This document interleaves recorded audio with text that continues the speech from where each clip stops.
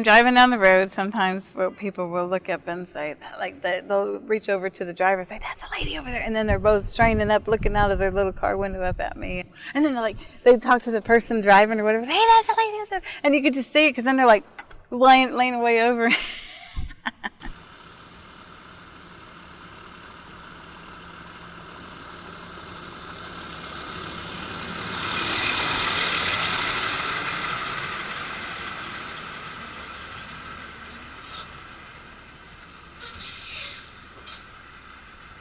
I believe that every woman can do anything that they set their mind to. When I decided to become a truck driver and a company owner, I just went for it. I didn't think, oh, well, what if. It's what I wanted to do, and I just put the wheels in motion. I enjoy truck driving so much because I'm passionate about my work and the adventures, the sightseeing, the going from coast to coast and meeting different people from all around, and it's just exciting to me. I just enjoy the adventure of everything, and to me, I am AKA a paid vacationer because I just enjoy it. I use my truck to get me to where I want to go explore next. It's fun. It's like, yes, I'm doing this job. And then when you come into some of these shippers and receivers or, in a mall parking lot or whatever, you have people that look like, what is she doing? And they watch it like, wow, like she did that. And then you see some people in cars going, giving you a thumbs up, like, that's cool because you're driving that thing. And so I guess it's a good rush. And then, when you get the load from coast to coast or point A to point B and you get it there safely, you did that. So because of what your skills are, you got your equipment, yourself, and the load there safely.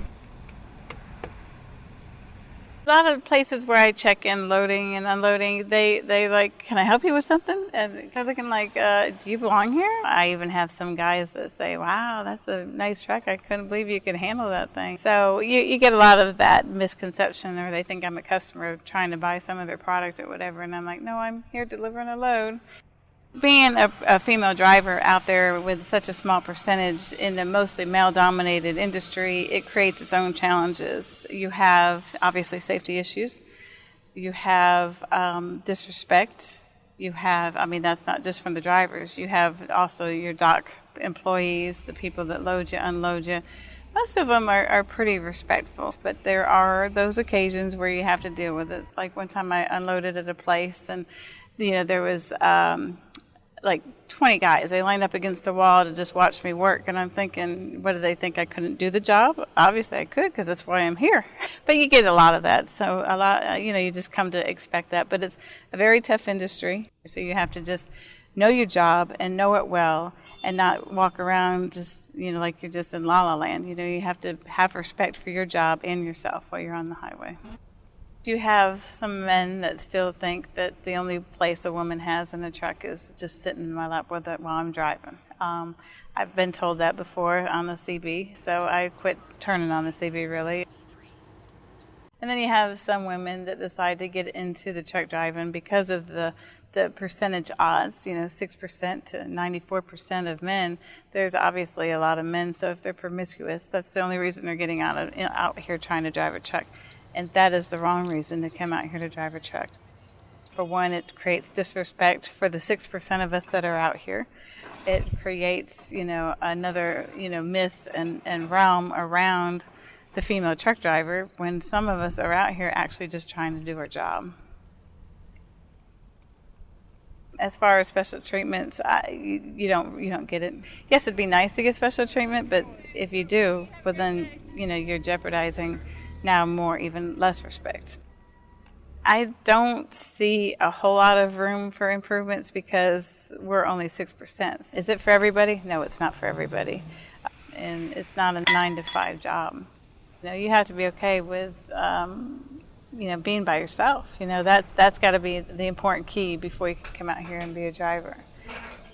You have to be careful too, because you could get to a point of being completely isolated, and it would be easy to say, oh, I'm not going to even answer the phone today, and then before you know it, well, now you're in a withdrawn bubble.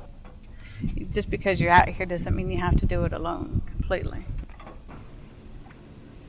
There is a network of women out there that you could call.